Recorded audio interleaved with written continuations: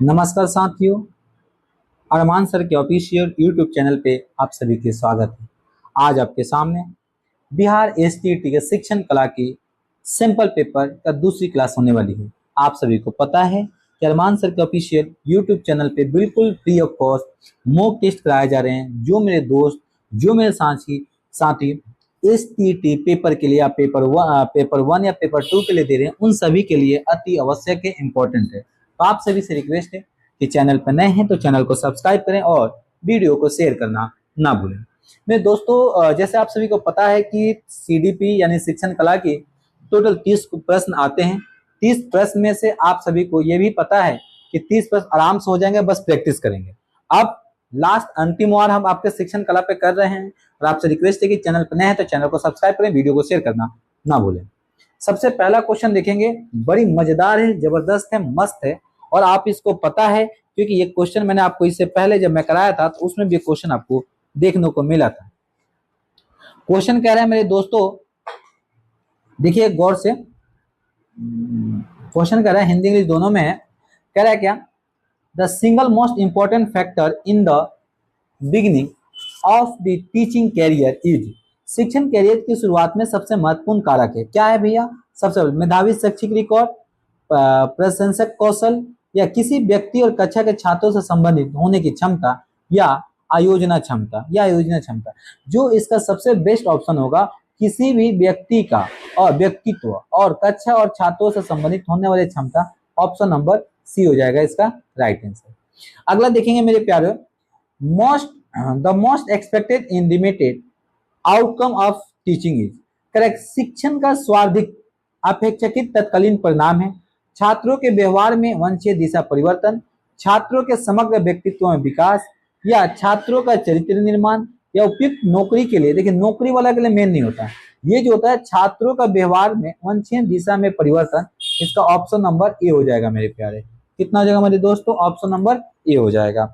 देखिए, शिक्षण कला एक सब्जेक्ट नहीं है, एक कह सकते हैं कि हम जो करते हैं वो हमें उसके बारे में सीखने को, समझने को मिलता है। तो आपसे रिक्वेस्ट है कि चैनल पर नए हैं तो चैनल को सब्सक्राइब करें, वीडियो को शेयर करना ना भूलें मेरे दोस्तों।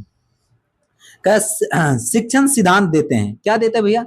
निर्भर पर स्वतंत्र चरम प्रभावों का अध्ययन करने के शिक्षकों को मान्यता और सिद्धांत का ज्ञान, या शिक्षण के विभिन्न स्तरों और उसके समवर्ती शिक्षण मॉडलों के बारे में ज्ञान, शिक्षण समस्याओं की जांच कैसे करे, उन्हें कैसे हल करे, इसके बारे में, यह सभी। तो देखिए मेरे दोस्तों, शिक्षण का सिद्धांत ये सभी के लिए होता है। इसका राइट हो जाएगा ऑप्शन नंबर डी, क्योंकि शिक्षण के सिद्धांत में, ठीक है, ये सभी का होना अति आवश्यक होता है। अगला देखेंगे, if a student does a visual presentation on an updated version or angle concerned to a topic he or she is। यदि कोई छात्र किसी विषय में जुड़े अत्यंत संस्करण या कोण से संबंधित शीर्षक पर दृश्य प्रस्तुति करता है तो वह है, क्या है भैया? बोध, अनुप्रयोग, या संश्लेषण, या विश्लेषण। तो इस, देखिए जो मैं दोस्तों, इस सिचुएशन में जो होता है वो होता है संश्लेषण हो जाएगा। ऑप्शन नंबर इसका सी हो जाएगा। ऑप्शन नंबर सी हो जाएगा, क्योंकि संश्लेषण में उच्च मानसिक क्षमता का परिचय देते हैं। इसमें क्या होता है? उच्च मानसिक क्षमता का हम परिचय देते हैं। ऑप्शन नंबर आपका सी हो जाएगा। द लोएस्ट, अगला क्वेश्चन देखेंगे, the lowest level of learning is affected dominant is. भावनात्मक क्षेत्र में सीखने की निम्नतम स्तर है। देखिए, आपने कल वाला क्वेश्चन देखेगा तो उसमें टॉपेस्ट लेवल पूछा था, आज जो वाला पूछा है उसमें लोवेस्ट पूछा है। तो लोवेस्ट में क्या है? जवाब देना, मूल्य निर्धारण करना, भाग लेना, या संगठन। जो सबसे नीचे आता है मेरे दोस्तों, वो होता है भाग लेना। ऑप्शन नंबर सी हो जाएगा, attending. Option number C, attending. ठीक है, अगला प्रश्न देखेंगे, प्रश्न नंबर आपका 6 होगा। भ्रमण विधि इसलिए महत्वपूर्ण है, जो भ्रमण विधि है वो किस लिए महत्वपूर्ण है? तो ऑप्शन का, यह संयोगात्मक रवैये और अन्य कई चीजों को विकसित करने में मदद करता है, या यह छात्रों के रचनात्मक क्षमताओं के विकास में मदद करता है, यह ज्ञान का प्रत्यक्ष स्रोत प्रदान करता है और छात्रों को प्रत्यक्ष जानकारी से परिचित करता है। इनमें से सभी। देखिए, ये जो भ्रमण विधि है वो सभी के लिए हो जाएगा। इसका हो जाएगा राइट हो जाएगा ऑप्शन नंबर डी हो जाएगा मेरे दोस्तों। ऑप्शन नंबर क्या हो जाएगा? डी हो जाएगा। अगला देखेंगे, किसने कहा खेलना एक स्वाभाविक प्रवृत्ति है। जो बच्चे छोटे में खेलते हैं वो खेलना एक स्वाभाविक प्रवृत्ति, किसने कहा था? कार्लडविन कुक ने कहा, या पियाजे ने बोला था, या थॉर्नडाइक बोला थे, या मारिया मोंटेसरी बोला था? देखिए ये जो वर्ड बोले थे, ये बोले थे ऑप्शन नंबर ए, कार्लडविन कुक ने बोला था। किसने बोला था? कार्लडविन कुक ने बोला था कि जो बच्चे जन्म लेते हैं तो एक होता है ना खेलना स्वाभाविक, तो बच्चे जब होते हैं तो बहुत ज्यादा खेल में एक्टिव होते हैं। हम भी जब बचपन में थे तो बहुत ज्यादा खेल की तरफ भागते थे, पढ़ाई के अलावा बाकी चीजें भी करते, तो मम्मी पापा सब गुस्सा, तो एक कुछ एक सिचुएशन एक ऐसा होता है कि खेलना जो होता है स्वाभाविक होता है। अगला क्वेश्चन देखिए, क्वेश्चन नंबर 8 देखेंगे, कह रहा क्या? परिसंवाद एक प्रकार का क्या है? खोज विधि, चर्चा विधि, व्याख्यान विधि, या प्रदर्शन विधि, या प्रदर्शन विधि? तो देखिए जो परिसंवाद जो है वो कहने का डिस्कशन मेथड है। ऑप्शन नंबर बी हो जाएगा मेरे दोस्तों। ऑप्शन नंबर क्या हो जाएगा? बी हो जाएगा। ठीक है, तो आप भी ऐसे ही कमेंट करके बताइएगा, कमेंट जरूर करके बताइएगा कि आपका कितने प्रश्न 30 में से सही हो रहे हैं। The activity portion of the lesson plan according to the Bloom. ठीक है, ब्लूम के वर्गीकरण के अनुसार पाठ योजना गतिविधि भाग है: बनाना, विश्लेषण करना, अनुप्रयोग करना, या मूल्यांकन करना। तो जो सबसे मेन होता है मेरे दोस्तों होता है अप्लाइंग, अनुप्रयोग करना, अनुप्रयोग करना। ऑप्शन नंबर आपका हो जाएगा सी नंबर। ठीक है, ऑप्शन। ये क्वेश्चन बहुत ही इंपॉर्टेंट है, कितने बार एसटीटी में पूछा गया है, तो आपसे रिक्वेस्ट है कि जल्दी से ऐसे ऐसे क्वेश्चन को नोट कर लें और आपको पता चल जाएगा कि कैसे पेपर में आने वाले हैं। Design challenges is example of, design चुनौतियों के एक उदाहरण है। अन्वेषण करना, संकलन करना, विस्तृत करना, या मूल्यांकन करना। देखिए किसका, तो ये जो होता है डिजाइन, वो सबसे जो बड़ी चीज होता है एलोबरेट करना, विस्तृत करना। इसका राइट हो जाएगा ऑप्शन नंबर सी हो जाएगा। ठीक है, तो देख रहे हैं पेपर में कितना प्यारा प्यारा मजेदार क्वेश्चन है। ठीक है, इसी तरह से क्वेश्चन में दोस्तों देखने को मिलता है। ये देखिए अगर क्वेश्चन नंबर आप देखेंगे 11 तो सब बड़ा है, लेकिन आप गौर से पढ़ेंगे इसका आंसर बहुत ही प्यारा सुंदर है। सूक्ष्म शिक्षण का अर्थ एक नहीं है, मतलब इनमें से कौन सा है जो सूक्ष्म शिक्षण माइक्रो टीचिंग का अर्थ नहीं है? ठीक है, सूक्ष्म शिक्षण प्रशिक्षण एक ऐसी तकनीक है जिसके एक समय में एक शिक्षण कौशल, हाँ ये तो है भाई, आपको टेक्निक तो देता है। बी, सूक्ष्म शिक्षण छात्र अध्यापकों को विद्यार्थियों में जाकर वास्तविक शिक्षण, ठीक है, इन विच द इनमें शिक्षण निपुणता दक्षता प्राप्त करने के लिए बल शिक्षण करना होता है, या इसमें फीडबैक के माध्यम से छात्रों का शिक्षण पर बदलाव किया जाता है? इसका राइट हो जाएगा ऑप्शन नंबर बी हो जाएगा। सूक्ष्म शिक्षण छात्र अध्यापकों को विद्यार्थियों में जाकर, जी नहीं। अगला देखेंगे, ठीक है, अगला देखेंगे माइक्रो टीचिंग का उपयोग किया जाता है माध्यमिक कक्षाओं में, शिक्षण प्रशिक्षण संस्थाओं में, या प्राथमिक कक्षाओं में, या इनमें से कोई नहीं? देखिए जो माइक्रो टीचिंग जो कराई जाती है वो इन टीचर ट्रेनिंग इंस्टीट्यूट में कराई जाती है। ऑप्शन नंबर बी हो जाएगा। ठीक है, ऐसे प्रश्न आएंगे ना मेरे दोस्तों, आप देख के उड़ा देंगे। ठीक है, इतना प्यारा प्यारा प्रश्न है। ठीक है, चले करा व्याख्यान के बारे में शिक्षक पर समय देते हैं: प्रश्न, प्रदत्त, मजा, या विशेष कार्य, या विशेष कार्य। देखिए जो व्याख्यान होता है ना सर, व्याख्यान के बाद शिक्षक पर समय देते हैं किस पे? क्वेश्चन पर देते हैं। भाई जब लेक्चर हमने दे दिया क्लास में, लेक्चर देने के बाद बच्चों से प्रश्न पूछेंगे, बच्चे हमसे पूछेंगे, बच्चे से हम पूछेंगे, इस तरह से थोड़ा सा व्याख्यान के बाद चलता है, तो थोड़ा सा मजा आता है और इससे पता भी चलता है कि बच्चों को टॉपिक के बारे में कितना समझ में आया। ठीक है, एक शिक्षण पूरा होने के बाद ब्लैक बोर्ड को किसी भी विद्यार्थी से साफ करवाया जाना चाहिए, या ब्लैक बोर्ड को वैसे ही छोड़ देना चाहिए, या शिक्षक को ब्लैक बोर्ड साफ करना चाहिए, या इनमें से कोई नहीं? देखिए विद्यार्थी से मत कराएं, हम टीचर हैं, हम अपना खुद काम करेंगे, तो हमें शिक्षक को अपना ब्लैक बोर्ड खुद साफ करना चाहिए, क्योंकि भाई आप नहीं छोड़ सकते, क्योंकि अगला भी टीचर आएगा। तो इसका राइट हो जाएगा ऑप्शन नंबर सी, हमें खुद साफ करना चाहिए, नहीं कि हम छोड़ के जाएंगे फिर अगला आएगा साफ करेगा। जी ऐसा चीजें नहीं होना चाहिए, क्योंकि हम अपना काम खुद करेंगे तो भाई हम खुद साफ करके जाएंगे ना, हम किसी के ऊपर क्यों डिपेंड रहेंगे। अगला, किसी भी प्रशासन की जिम्मेदारी में की भावना में परवाह नहीं की जाती है: अनुदेशनात्मक प्रशासन, अध्ययन अकादमिक प्रशासन, लोकतांत्रिक प्रशासन, या हस्तक्षेप प्रशासन। इस तरह किसी प्रशासन में जिम्मेदारी की भावना की परवाह नहीं की जाती है। भाई जिम्मेदारी की भावना की परवाह आपको नहीं करना है, इसका राइट आंसर हो जाएगा ऑप्शन नंबर डी हो जाएगा। ठीक है, ऑप्शन नंबर डी में पहले ही आपको गोला घेर दिया था मैं दोस्तों। ठीक है, अगला देखेंगे, एक शिक्षक अपनी प्रारंभिक कक्षाओं में प्रभावी शिक्षण कैसे बढ़ा सकता है? कैसे?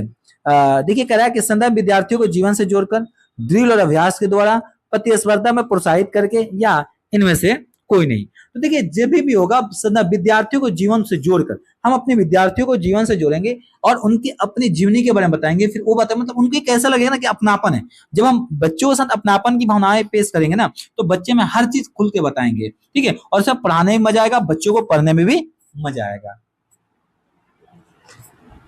अगला कह रहा है पुस्तकों की भौतिक स्थिति को ठीक प्रकार से रखी जानी चाहिए, इनमें से नाम से जाना जाता है संकलन, संरक्षण, सेल्फ व्यवस्था या संगठन या संगठन। तो इसको बोलते हैं भाई संरक्षण हो जाएगा, कंजर्वेशन ऑप्शन नंबर बी हो जाएगा।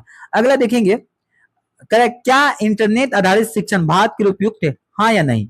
हाँ लेकिन देखिए अब कह रहा है हाँ या नहीं। अगला ऑप्शन कह रहा है यस बट मस्ट, कह रहा है कि यस यानी हाँ प्रभावशीलता को मापना चाहिए और समय समय पर मार्गदर्शन करना चाहिए। या देखिए ये बात सीनन सही बोला, होना चाहिए लेकिन समय समय पर बच्चों को देखना चाहिए, बच्चों को मार्गदर्शन देना चाहिए, वे सोशल मीडिया को कहीं गलत यूज ना करें, क्योंकि भाई गाइडेंस बहुत ही ज्यादा जरूरी होती है। वह तत्व जो कक्षा को रोचक बनाता, मतलब वो चीज जो कक्षा को, क्लास को जो होता ना भाई इंटरटेनमेंट बनाता, वर्क को, शिक्षा का व्यक्तित्व, पाठ योजना या अध्ययन सामग्री या शिक्षण विधि। अब देखिए जो क्लास को एंटरटेनिंग बनाना है तो क्लास को एंटरटेनिंग बनाने के लिए क्या होती है, वैसे क्या चीज जरूरी है, आप थोड़ी सी भी दिमाग दें भैया। अगर आपकी पढ़ाने का तरीका, टीचिंग मेथड इंटरेस्टिंग है ना तो बच्चे भी मजे लेके पढ़ेंगे। तो ये चीज है कि टीचिंग में मेथड क्या आपको देखना चाहिए कि बच्चे का मूड के हिसाब जितना ज्यादा मेथड मजेदार होगा ना, इंटरेस्टिंग होगा, उतने ही ज्यादा बच्चे आपको मजे मिलेंगे और पढ़ाई भी करेंगे। तो इसका हो जाएगा ऑप्शन नंबर डी हो जाएगा। अगला देखेंगे, अगला इंटरनेट का ज्ञान विद्यार्थियों के लिए हानिकारक है, विद्यार्थियों को लाभदायक है, छात्रों को आश्रित बनाता है, वे अपनी क्षमता खो देते हैं। बिल्कुल नहीं यार, वो तो बहुत बच्चे उससे बहुत सी चीजें सीखते हैं, यह छात्रों के लिए बिल्कुल फायदेमंद नहीं है। इसका ऑप्शन नंबर बी हो जाएगा, ये विद्यार्थियों को लाभदायक है, जो चीज नहीं आता, मॉडलिंग बहुत चीज ऐसा होता है जो बच्चे इंटरनेट के माध्यम से सीखते हैं और वो चीज अपने क्लास में भी रिप्रेजेंट करते हैं। तो इसका हो जाएगा ऑप्शन नंबर बी हो जाएगा। अगला देखेंगे इनमें से कौन सा औपचारिक मूल्यांकन नहीं है, ऑपरेशन, परियोजनाएं, रिपोर्ट्स, भागीदारी। देखिए ये जो है ना प्रोजेक्ट, ये आपका मूल्यांकन का विधि नहीं है, तो इसका राइट हो जाएगा ऑप्शन नंबर बी हो जाएगा। ठीक है जी, ऑप्शन नंबर बी हो जाएगा। अगला देखेंगे छात्रों की गुणवत्ता का मूल्यांकन करने के लिए उपयोग किए जाने वाली स्कोरिंग गाइड किस के रूप में जाना जाता है, रूबिक्स, चेकलिस्ट, इन्वेंट्री या रेटिंग स्केल। सर ये कोई नहीं होती है, ये जो होती है रूबिक्स होती है। ऑप्शन नंबर में दोस्तों होगा ए हो जाएगा। क्या हो जाएगा, ऑप्शन नंबर ए हो जाएगा। अगला देखेंगे संभावनाएं सबसे कम है किसमें, टेस्ट में, मापन में, आकलन में, मूल्यांकन में। तो संभावनाएं सबसे कम किस में होती है, टेस्ट में होती है। इसका हो जाएगा ऑप्शन नंबर ए हो जाएगा मेरे दोस्तों, ऑप्शन नंबर ए हो जाएगा। ठीक है, मनोगत्यात्मक क्षेत्र संबंधित है भावना से, व्यवहारिक कौशल से या बौद्धिक क्षमता से। तो देखिए ये जो है वो आपका भावनात्मक जो है, मनोनात्मक वो व्यवहारिक कौशल से जो आता है। ऑप्शन नंबर में दोस्तों बी हो जाएगा। आप बोलोगे सर ऑप्शन नंबर डी नहीं दिया, डी इसलिए नहीं दिया, एक तो छूट भी गया है और उसका जरूरत भी नहीं था तो हमें दिया नहीं है। ठीक है, अगला देखें प्रश्न नंबर 25 कह रहा है क्या पाठ्यचर्या की प्रभावशीलता किया जाता है, किसके द्वारा निर्धारित किया जाता है, सामुदायिक सहयोग, शिक्षकों की योग्यता, छात्रों की रुचि या पर्यवेक्षक की गुणवत्ता। देखिए ये जो कार्यक्रम जो इफेक्टिव होता है वो छात्रों के हिसाब में, छात्रों को ध्यान में रखते हुए, छात्रों के इंटरेस्ट के हिसाब से बात करते हैं, रुचि से। ऑप्शन नंबर आपका सी हो जाएगा। ठीक है, सी हो जाएगा। अगला देखेंगे क्वेश्चन नंबर 26, बहुत ही प्यारा है और आपने इससे पहले मैंने 5 क्वेश्चन छोड़े थे, 2 क्वेश्चन मैंने बोला था कि आप लोग बताएंगे लेकिन किसी ने भी कमेंट नहीं किया। तो आपसे रिक्वेस्ट है क्लास देखने के बाद जरूर कमेंट करें कि सर आपका कितना सही हुआ है, उस समय भी तो पता चले मेरे दोस्तों आपकी तैयारी कितनी मजेदार है। ठीक है, निम्नलिखित में से कौन सा सीखने का नियम है, प्रेरणा का नियम, व्यक्तित्व का अंतर का कानून, अभ्यास का नियम या इनमें से कोई नहीं। देखिए जो अभ्यास का नियम है ना वो आपको सीखने का कानून है, सीखने का नियम है। ऑप्शन नंबर सी हो जाएगा। ठीक है, ऑप्शन नंबर सी। 27 नंबर प्रश्न देखेंगे, 27 नंबर बड़ी इजी है, थोड़ा सा दिमाग लगाएंगे आप खुद टिक कर देंगे। कौन सा कारण सीखने की गुणवत्ता को, सीखने को भाई शारीरिक, सामाजिक, संस्कृति, भाई सीखने के लिए तीनों इंपॉर्टेंट है। तो ऑप्शन नंबर डी हो जाएगा। ठीक है, अगला देखेंगे करके सीखने क्यों इंपॉर्टेंट है। इसमें बच्चों को रुचि विकसित होती है, अनुशासन बनाए रखते हैं, बच्चे व्यस्त रहते हैं, सार्थक सीखने को बढ़ावा देते हैं। देखिए अगर बच्चा कोई काम करके खुद सीखेगा ना तो उसमें बच्चे को इंटरेस्ट मिलेगा, बच्चे को मजा आएगा, अरे यार हमने काम खुद किया, तो उसमें बच्चे का इंटरेस्ट, रुचि की बात की जाएगी। तो हो जाएगा ऑप्शन नंबर ए हो जाएगा। ठीक है, ए। अगला देखेंगे Audible visual add should help in achieving, किसके लिए होता है, सफलता, प्रसिद्ध, शिक्षा उद्देश्य या धन के लिए। देखिए ये अर्बल ये किसके लिए होता है, तो देखिए ये जो होता है भाई, ये आपको टीचिंग ऑब्जेक्टिव के लिए यूज किया जाता है। ऑप्शन नंबर सी हो जाएगा। ठीक है, एक लास्ट प्रश्न है, वो आप खुद कमेंट करके बताएंगे, क्योंकि एक प्रश्न हम दे रहे हैं। तो टोटल हमने देखा होगा मेरे दोस्तों कि